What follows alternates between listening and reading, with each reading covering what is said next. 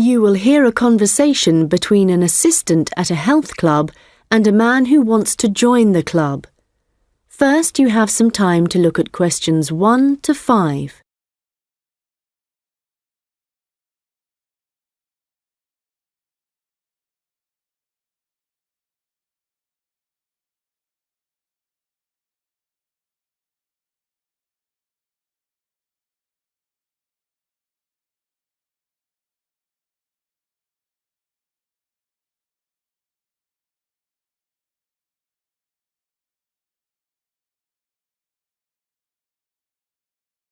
Hi, can I help you? Hello. Yes, is your club taking on new members at the moment? Oh, yes.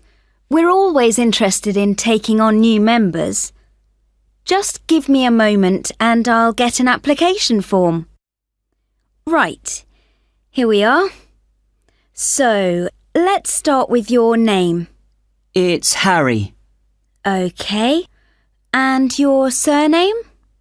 It's Simons. Is that like Simon with an S? No, it's Symonds.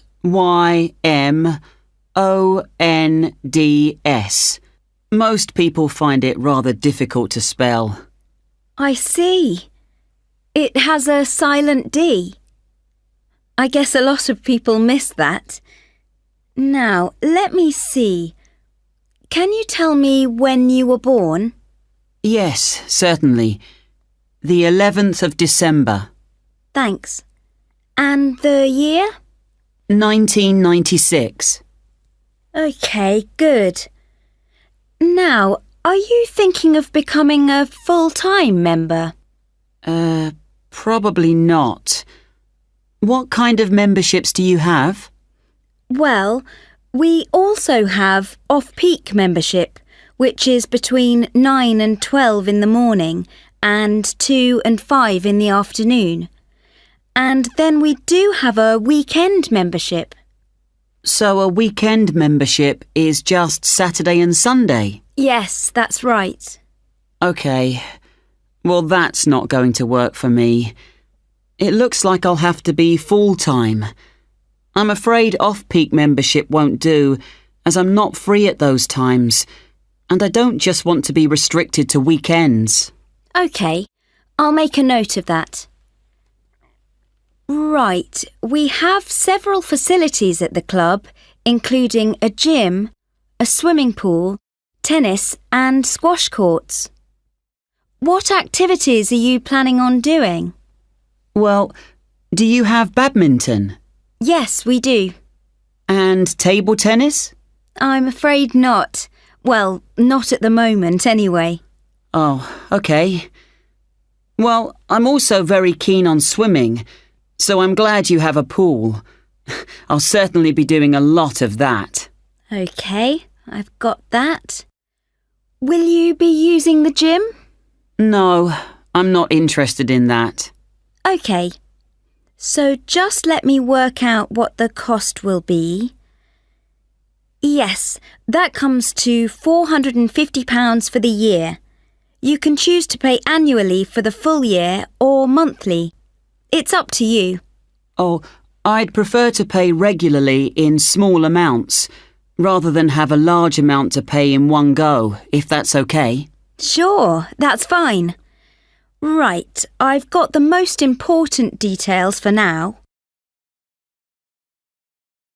Before you hear the rest of the conversation, you will have some time to look at the questions 6 to 10.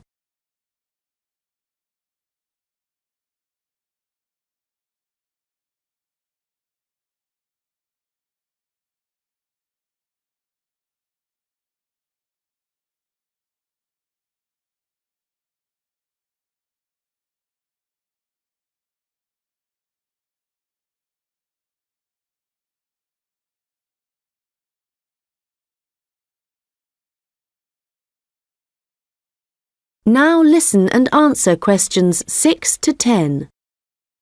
So, I'd just like to ask you a few questions about your lifestyle, if that's OK with you. Yes, that's fine. Do you do any regular exercise at the moment? Yes, I do a bit. Good.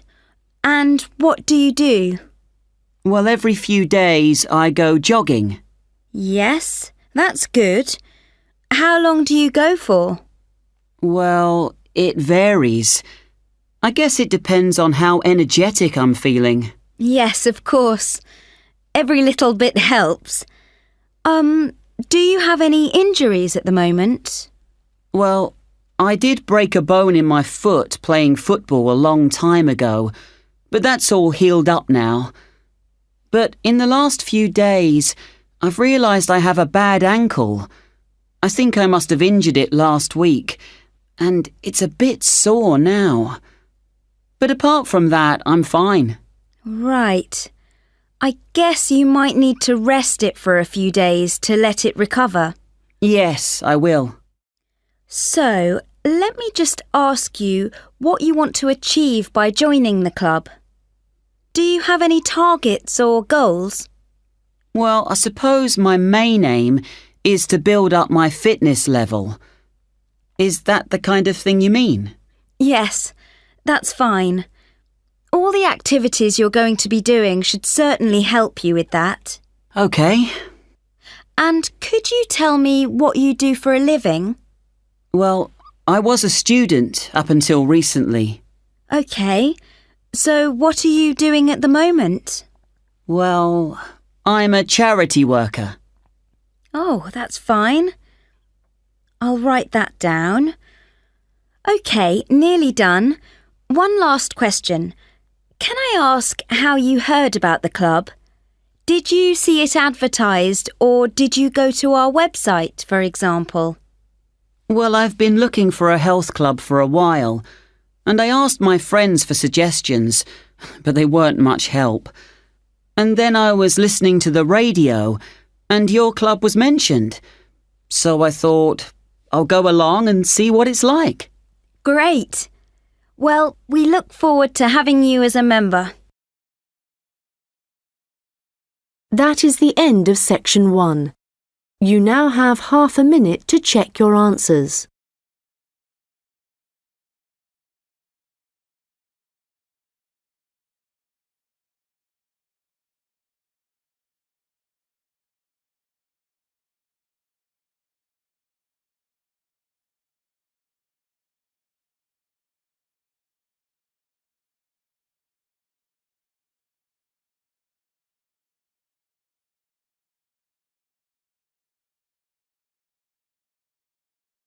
Now turn to section 2. You will hear a hotel manager talking to her staff about the arrangements for an event to be held at the weekend. First, you have some time to look at questions 11 to 15.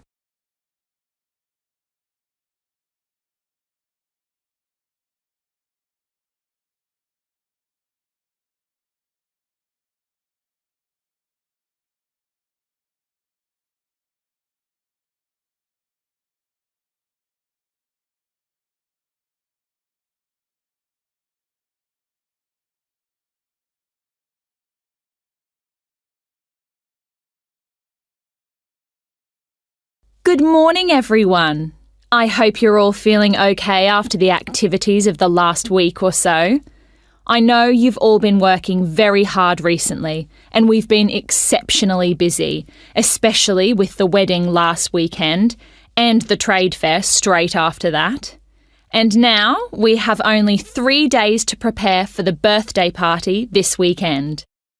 The events recently have gone extremely well, and the hotel is beginning to get a very good reputation, so we need to keep it up. At the moment, we don't have exact numbers of guests, and though we usually only cater for groups of less than 50, we will have quite a few more than that. So, as I said, not sure of numbers, but of course we won't go over the maximum of 100. But it's likely that we will need all of you to work this weekend, so if any of you can't, please let me know as soon as possible. Right, so what time will the event start? Well, the invitation says guests should arrive between 7:30 and 7:45, but our experience is that there are always a few who like to arrive early, so we'll expect the first people at 7:15. As the numbers are quite large, this will certainly be the case. Food will be served at around 8:30, and then, depending on how long the meal takes, the entertainment will start about 2 hours later. Now, for this, we were expecting a live band for the occasion, which is always fun. But apparently this has been cancelled due to illness. So, the hosts know someone who is a comedian who will be replacing the band. We had hoped that the resident magician who worked here through the summer would be able to help out, but they weren't keen on that idea. Before you hear the rest of the conversation, you will have some time to look at the questions 16 to 20.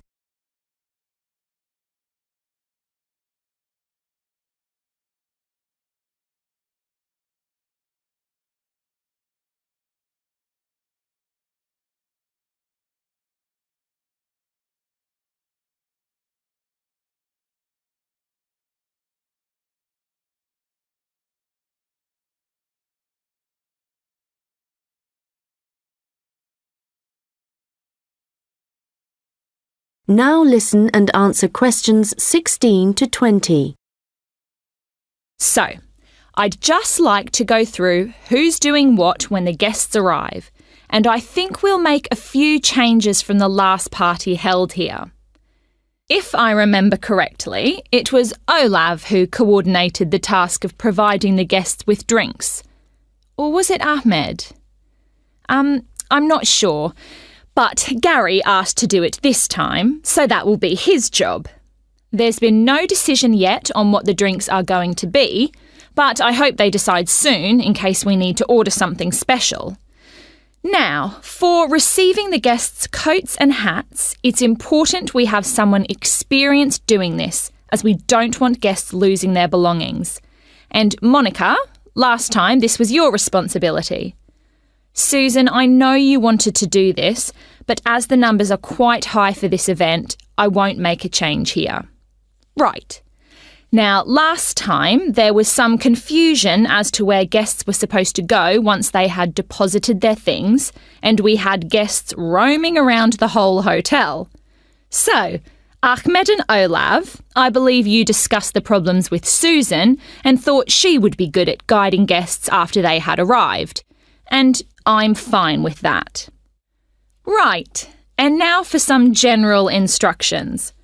Once the guests have arrived, they will be in and around the lounge area, and then at around 8:30, we need to get them to move to the restaurant for their meal. This often proves difficult and can take a long time, so I will ring a bell so that everyone knows it's time to eat. Hopefully, this will speed things up a bit. Also, for this event, there'll be a seating plan, so the guests won't be able to decide for themselves where to sit. They'll have to sit according to the plan. There will be a plan on each table, and I've been thinking about where to put the master plan so everyone can view it before they enter the restaurant. As they'll be spending quite a while in the lounge, I've decided to also put a plan there. This should speed up the start of the meal. Once the meal starts, you'll all be very busy waiting on the tables, and I'm sure I don't need to tell you to be good-humoured and polite to all the guests. The organiser of the event will be saying a few words, and so will two of his colleagues. So, when the speeches start, all activity must stop in the restaurant, so that the 3 people giving them can be heard. This shouldn't take long, and it should be towards the end of the meal. After that, the guests will move back to the lounge for the entertainment. So, I think that's it. Any questions? Come and see me later. That is the end of section 2. You now have half a minute to check your answers.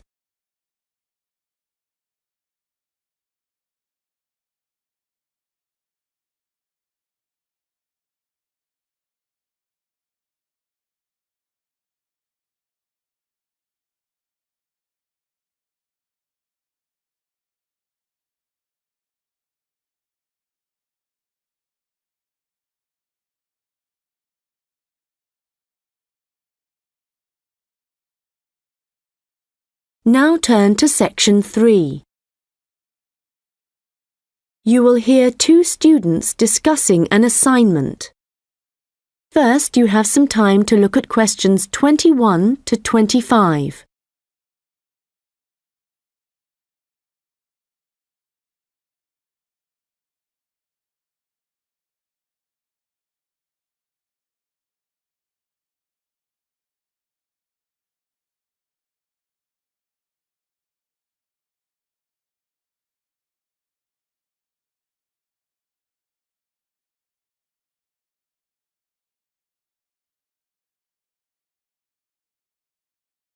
Hi Melanie, what did you think of the assignment that we got today?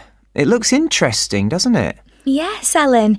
I've always been interested in recycling, but there's a lot of research to do. Yes, there are a lot of things I'm unsure of, so it's going to be good working with you. OK.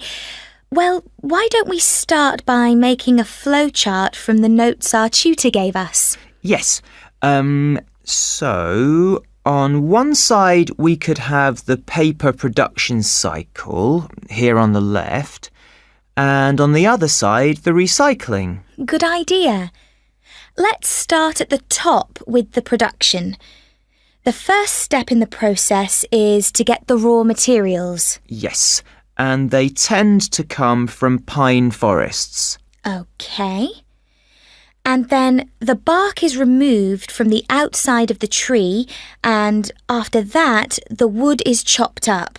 That's the first 3 stages. It sounds a bit complicated after that.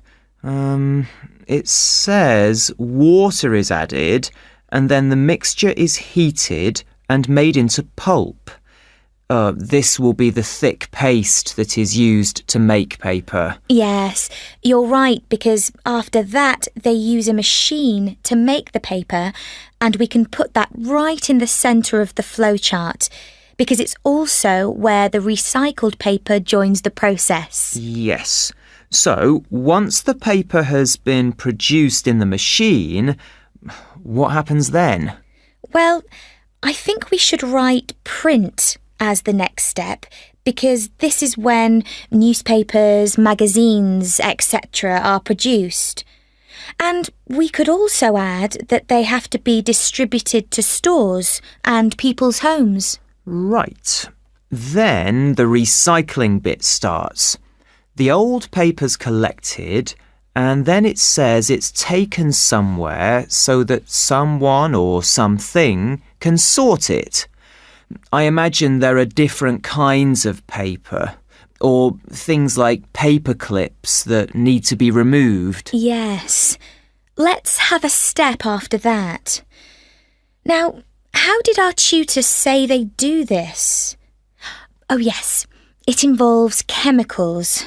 So, how is your chemistry? Well, not very good, I'm afraid. But this is how they remove ink, so this is definitely going to need a bit of research. Right. The last step in the recycling section is similar to the last step in the production process, with heating and pulping, before the cycle begins again.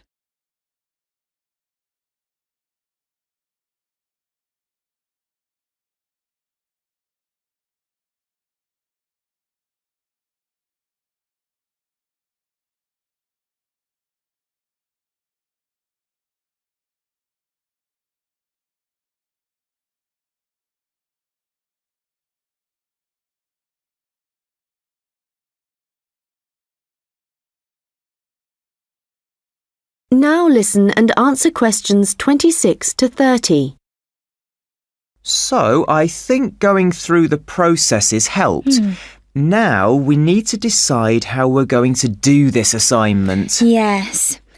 I guess what we need to do is take the processes and divide them up between us.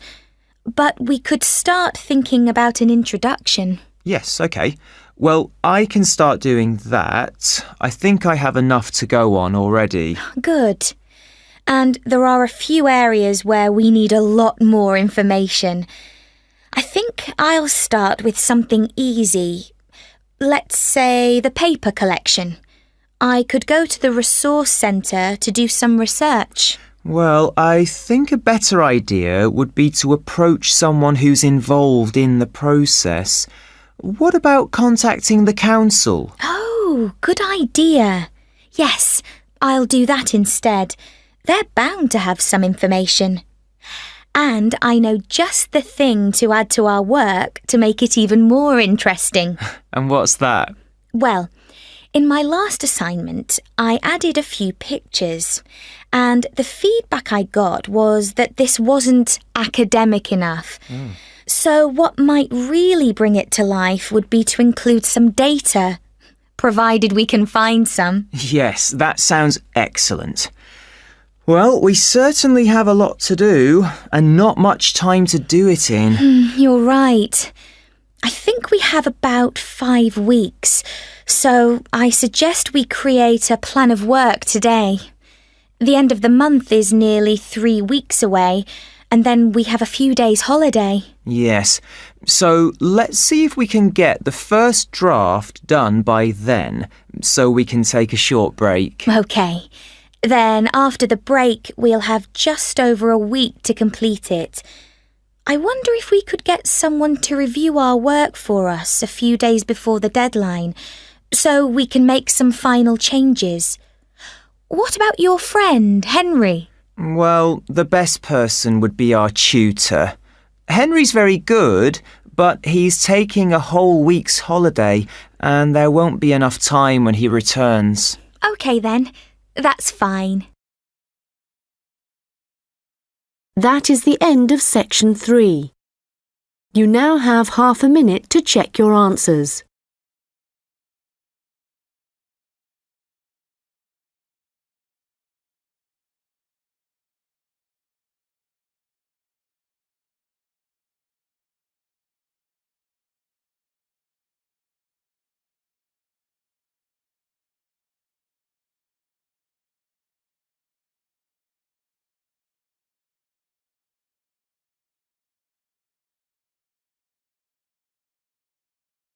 Now turn to section 4.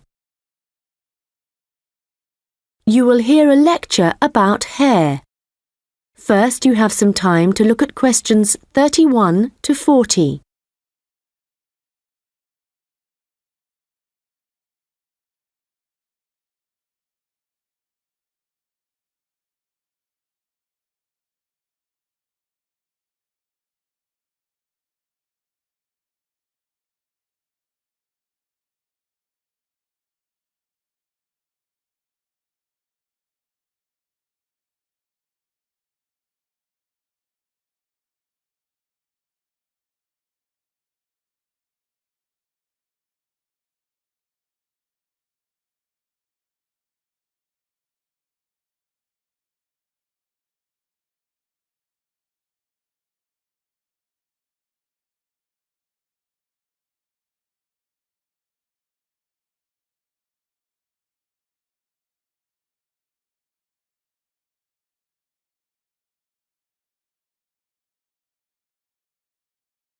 Now listen carefully and answer questions 31 to 40.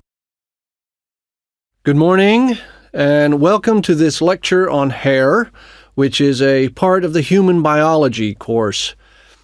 This lecture covers a number of facts about hair, its structure, and what can affect the general health of hair. So, first of all, what is hair, and why do we have it? If we look back at our ancestors, we'll see that they had a lot more hair on their bodies than we do now. And there are, or were, 2 main reasons for having hair. One is to provide warmth, but as humans have worn clothes for many years, body hair has significantly reduced. The other is for protection. And again, this isn't as significant as it was once. But hair does still benefit areas of the body, such as the head and around the eyes. Now, hair, whatever it is for and wherever it is on the human body, is composed mainly of a protein called keratin. This, by the way, is also found in fingernails. In fact, it's keratin which makes them flexible, and without it they would be very rigid. Another interesting fact about hair is that it is very strong as iron, in fact. One single strand can support a weight of up to 100 grams. This may not sound all that much, but a full head of hair can support up to 12 tons, which is the equivalent of a couple of elephants, which is simply amazing, though I advise you not to put this to the test. Humans lose up to 100 strands of hair a day, but we do have quite a lot of hair to start with. There's some variation depending on hair color, but for an average adult, the strand count is 100,000, so losing 100 a day is not too bad. Although this is the average, people with red hair have around 80,000 strands, black or brown hair 100,000, and blondes have about 120,000. So, hair used to be important for the reasons I mentioned earlier, but nowadays I'd say the main importance of hair is the fact that it is big business.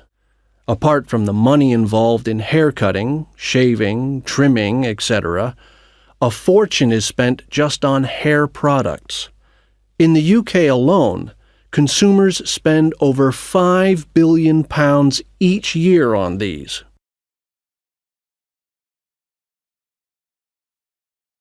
So next, I'd like to just give you a quick overview of the structure of hair. As you can see, along the length of the hair, there are three main parts, called the bulb, the root, and the shaft. A single hair is fixed at one end below the skin in the bulb. The bulb acts rather like a cap. It encloses the end of the hair in the head. The next part of the hair is the root, and this is the part of the hair which lies just beneath the skin, and, in terms of hair production, is the most important. This can be considered the control center for each strand of hair, and is where the glands are found. These produce oil, which flows along the length of the hair, and the health of the root determines the overall health of the strand of hair. The last part is the shaft, and this is the hair which is above the skin, and is, of course, what we can see. Fortunately, this is not active, and I say fortunately because otherwise it would be very painful to have your hair cut. And finally, I'd just like to go over a few factors that impact on the overall health of hair. Like every other part of the body, our diet, that is, what we eat, is extremely important to the condition of our hair.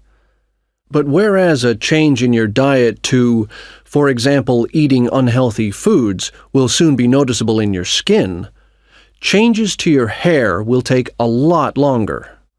A change in diet today could take several months to have an effect on your hair. And so, what is the key to healthy hair?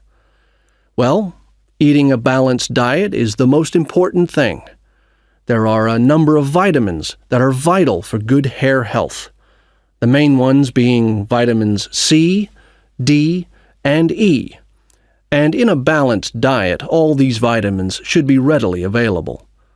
If you need a boost of vitamin C, for example, one of the best things to eat are blueberries. For vitamin D, the best examples are fish, mushrooms, and eggs.